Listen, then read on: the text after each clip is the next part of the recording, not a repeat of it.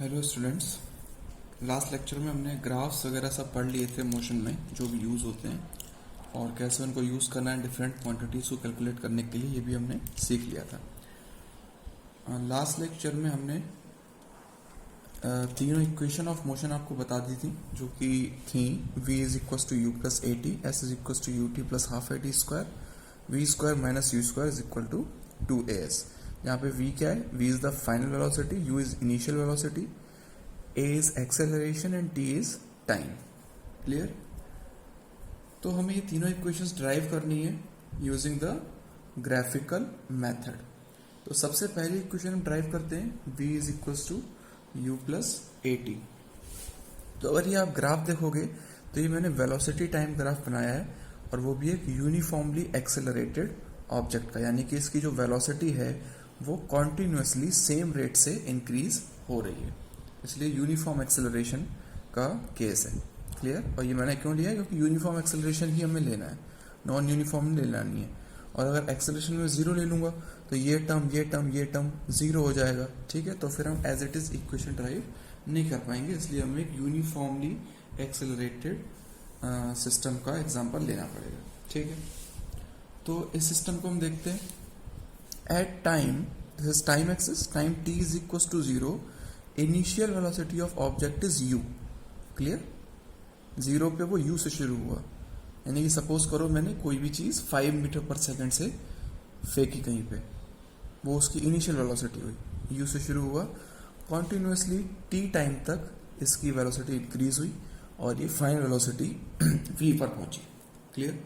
तो इस इक्वेशन को, फर्स्ट इक्वेशन को मुझे स्टेबलाइज करना है। ठीक है, डिराइव करना है। तो कैसे करेंगे ड्राइव? तो जो हमें फर्स्ट इक्वेशन में क्या है, फाइनल वेलोसिटी वैल्यू कैलकुलेट करनी है। तो फाइनल वेलोसिटी हमें क्लियरली दिख रही है, this is final velocity, so I can write CE is equal to V, है ना, जो कि किसके इक्वल है? CE किसके इक्वल है? CE is equal to CD plus DE, CD plus DE। Clear? ये सिचुएशन है। अब अगर मैं ध्यान से देखूं then I can write VE is equal to CD plus DE and DE is parallel to AO, तो DE और AO सेम होने चाहिए, तो I can also write CD plus U that is equal to V। ठीक है, यहां तक कोई डाउट नहीं होना चाहिए, सिंपल है। अब हमें पता है, we know that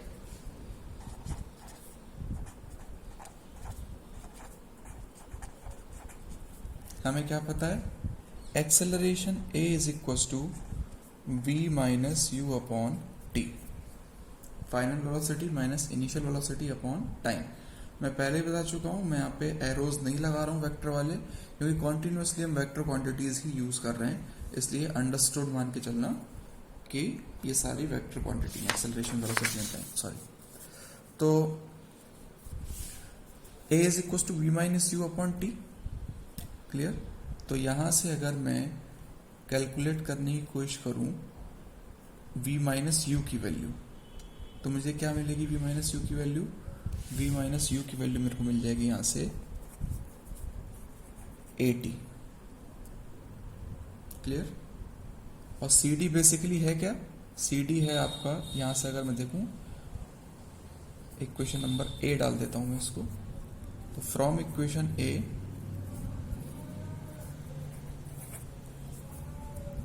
CD is basically V minus U, which is calculated as 80. So I can write V is equals to U plus 80. तो ये हमने अपनी फर्स्ट इक्वेशन को डिराइव कर लिया। बहुत सिंपल है, डायरेक्टली हम एक्सेलरेशन की डेफिनेशन से भी इसे डिराइव कर सकते थे, लेकिन हमें ग्राफिकल मेथड का यूज करना था, इसलिए मैंने ये यहाँ पे CD की वैल्यू कैलकुलेट करी V माइनस यू से, जो कि 80 के बराबर है। और उसके बाद इस CD को अगर मैं यहाँ पुट कर देता हूँ वापस, तो ये मेरे को V is equal to U plus 80 मिल जाएगा। So this is how we can derive the first equation of motion. Clear है? सिंपल सी बात है. अब हमको कैलकुलेट करनी है सेकेंड इक्वेशन ऑफ मोशन. ठीक है, अब देखिए सेकेंड इक्वेशन ऑफ मोशन कैसे कैलकुलेट करेंगे. तो सबसे पहले मैं लिखता हूं what is second equation of motion. तो सेकेंड इक्वेशन ऑफ मोशन है S is equal to u t plus half a t square. यहाँ पे फटाफट मैं एक रफ डायग्राम बनाता हूँ ताकि बार बार पेज चेंज ना करना पड़े. तो ऐसे हमने बनाया हुआ है डायग्राम. ठीक है, this is O A B C D E. This is time. This is V. This is U. Clear? This is time axis and this is velocity axis. Clear है? अब मुझे यहाँ पे क्या कैलकुलेट करना है. I want to calculate second equation of motion. And what is second equation of motion? S is equal to u t plus half a t square, यानी कि डिस्प्लेसमेंट मुझे निकालना है. अब आपको मैंने पहले ही बताया that the area of velocity time graph gives value of, किसकी वैल्यू देता है मेरे को, डिस्प्लेसमेंट.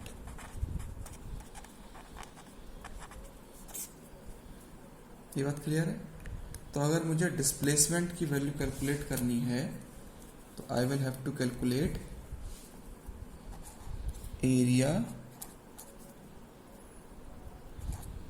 ऑफ ग्राफ, जो कि मुझे किसकी वैल्यू देगा, डिस्प्लेसमेंट की वैल्यू. और ये एरिया किसके बराबर होगा, this area will be equal to area of this rectangle. ठीक है, ये रेक्टेंगल आपका plus area of this triangle. इसी के तो बराबर होगा. It means area of A D E O plus area of A C D, इसी के तो बराबर होगा. तो हम कैलकुलेट कर लेते हैं एरिया भाई. तो S will be equal to area of A D E O. तो ए डी ई ओ में एरिया अगर मैं देखूं तो length into breadth, which will be equal to O E multiplied by D E plus area of this triangle, and we know that area of triangle is half multiplied by base, and base is AD multiplied by height. Height is DC. Clear? अब मुझे क्या करना है, सीधे सीधे values put करनी है और मेरा आंसर आ जाएगा. तो देखो OE क्या है, basically OE is time and DE is U, initial velocity. So S will be equals to U into T plus half into base which is AD. और AD क्या है, AD is also time multiplied by height. Height क्या है, DC. DC अभी हमने पहले पीछे calculate किया. DC बराबर क्या आया था, AT आया था. ठीक है, तो इसी वैल्यू को मैं यहाँ पुट कर दूंगा, AT. A इंटू टी है ये, AT साथ साथ नहीं, acceleration into time. Clear? So I have UT plus half AT square. ठीक है, AT into T square. So this is my second equation of motion. Clear? अब थर्ड इक्वेशन ऑफ मोशन में मैं क्या करूंगा, थर्ड इक्वेशन ऑफ मोशन में I will simply, पहले मैं थर्ड इक्वेशन ऑफ मोशन लिख देता हूं ताकि आपको थोड़ा समझ में आए कि थर्ड इक्वेशन ऑफ मोशन होगी क्या. Clear? Third equation of motion क्या होती है, v square minus u square is equals to 2as. This is third equation of motion. अब इसमें देखो t का टर्म कहीं भी नहीं है, तो इस वाले टर्म में अगर मैं t की वैल्यू पुट कर दूं कहीं और से तो मुझे ये इक्वेशन मिल सकती है, क्योंकि इसमें भी s है, इसमें भी a है, इसमें भी u है, लेकिन t नहीं है इसमें, यानी कि t मुझे हटाना होगा इस इक्वेशन से. अब इस इक्वेशन में ध्यान से देखो दो जगह t आ रहा है, तो क्या मैं एरिया किसी और तरीके से कैलकुलेट कर सकता हूँ जिसमें केवल t के और कम टर्म्स आ सके? तो हम क्या करते हैं, इसमें हमें एक चीज और दिख रही है कि ये ट्रेपेजियम बन रहा है, दो पैरेलल साइड्स हैं और दो नॉन पैरेलल साइड्स. ठीक है, तो हम इस पूरे ग्राफ का एरिया ऑफ ट्रेपेजियम से भी कैलकुलेट कर सकते हैं. तो वही हम करके देखते हैं. क्लियर? तो हम कैलकुलेट करते हैं एरिया ऑफ ट्रेपेजियम. तो ट्रेपेजियम ना बना के मैं इस तरीके से साइन बना रहा हूं ट्रेपेजियम का. ठीक है, दो पैरेलल साइड्स, दो non parallel sides. Area of trapezium, कौन सा ट्रेपेजियम है? O A C D E. देखो O A C D E. This is the area of trapezium. और एरिया ऑफ ट्रेपेजियम आपको तो पता ही होगा क्या होता है. This is very clearly half into sum of parallel sides. ठीक है, दिस इज द फॉर्मूला, आपको पता होना चाहिए. Sum of parallel sides, parallel sides क्या है? AO and CE. Half sum of parallel sides multiplied by separation between them. And what is the separation between these two parallel sides? OE. This is the formula of area of trapezium. ठीक है, trapezium का area हमने लिख लिया. This area will be equal to displacement half multiplied by AO. What is AO? AO is U. Plus what is CE? CE is V. Plus OE. OE is T. Clear? अब देखो यहां पे मैंने displacement लिख लिया और केवल this is not plus, I am sorry, this is multiply. यहां पे मैंने क्या लिख लिया? डिस्प्लेसमेंट लिख लिया और टी का केवल एक टर्म आ रहा है. ठीक है, अब इस टी को मुझे हटाना है कैसे भी. तो कैसे हटाऊं मैं?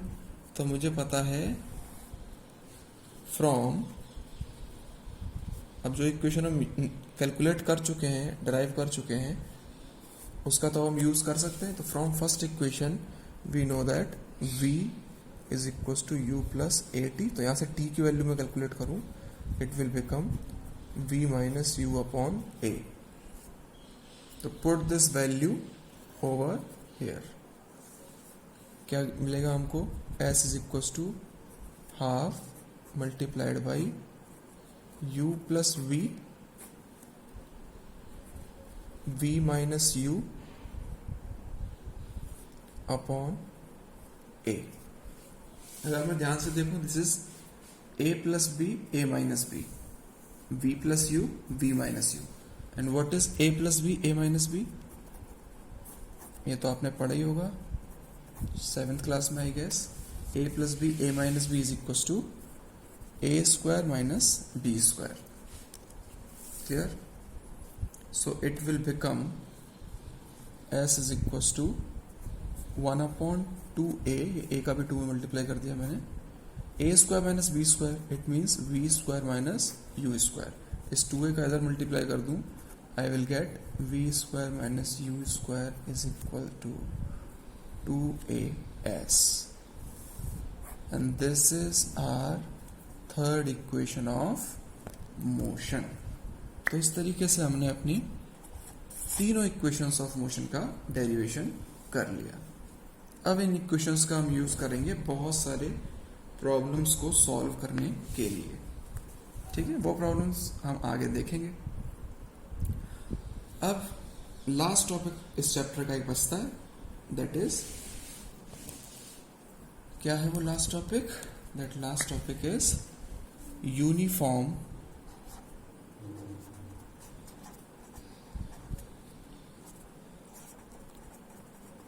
Circular motion.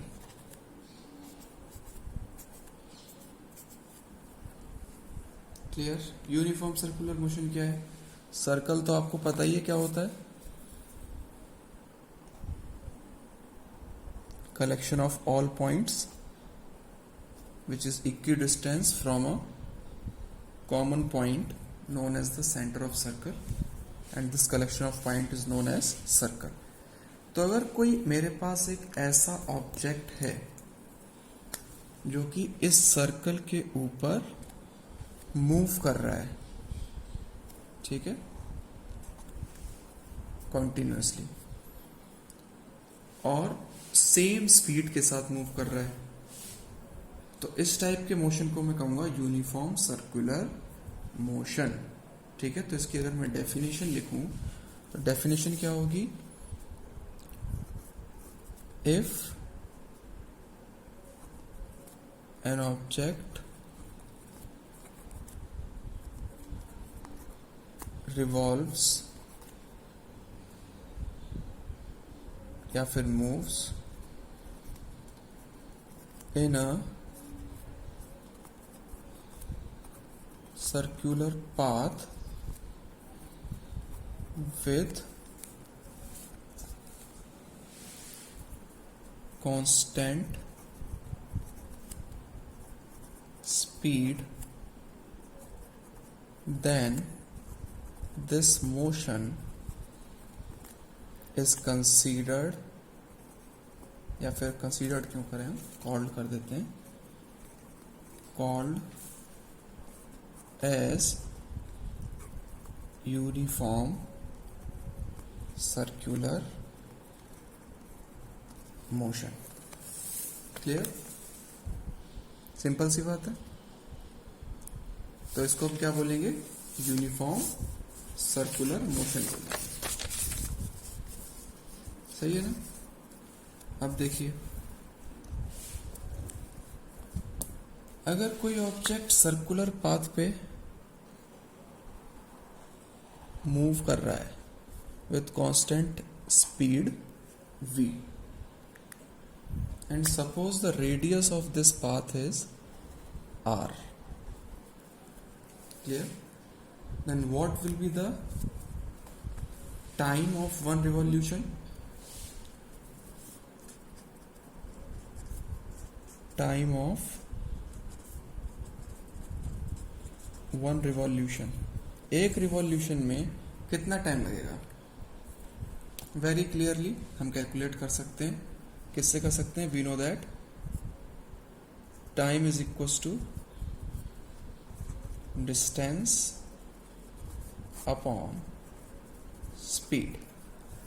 तो अगर कोई पार्टिकल या ऑब्जेक्ट एक चक्कर लगा रहा है आर रेडियस का, तो डिस्टेंस किसके बराबर हो जाएगी?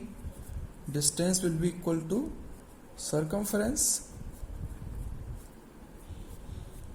ठीक है, एंड स्पीड, तो स्पीड है ही, this will be the time. तो एक रिवॉल्यूशन में जो टाइम लगता है उसको हम टाइम पीरियड कहते हैं, basically denoted by capital T, time period. And capital T will be equal to circumference, which is 2 pi r divided by v. Clear?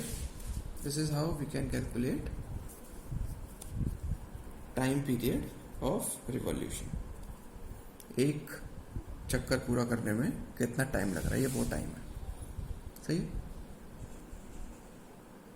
तो इसी चीज को हम, इसी फॉर्मूले को अलग अलग तरीके से यूज करेंगे यूनिफॉर्म सर्कुलर मोशन के क्वेश्चंस को सॉल्व करने के लिए। तो यहाँ पे थ्योरेटिकली आपका ये जो चैप्टर है मोशन, ये क्या हो गया है? फिनिश हो गया है। तो थ्योरेटिकली मैं कहूँगा दिस इज डन। यहाँ पे दी एंड हो गया है आपके चैप्टर का। अब इसके बाद ये दी एंड केवल थ्योरेटिकल है। अब इसके बाद हमको क्या करना है, बहुत सारे न्यूमेरिकल प्रॉब्लम्स करनी है।